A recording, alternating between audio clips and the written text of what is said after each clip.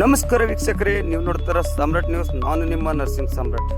ಇವಾಗ ನೀವು ನೋಡ್ತಿರುವ ವಿಡಿಯೋ ದೃಶ್ಯದು ಬೀದರ್ ದಕ್ಷಿಣ ಕ್ಷೇತ್ರದ ಅಮಲಾಪುರ ಗ್ರಾಮದ ಮುಖ್ಯ ರಸ್ತೆ ಇದು.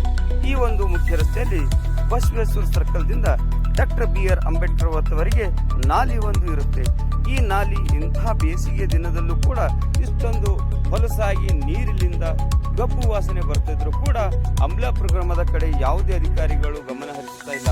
ಅಮಲಾಪುರ ಗ್ರಾಮ ಪಂಚಾಯಿತಿಯಲ್ಲಿದ್ದಾಗ ಬಹಳ ಸ್ವಚ್ಛತೆಯಿಂದಿರುತ್ತಿತ್ತು.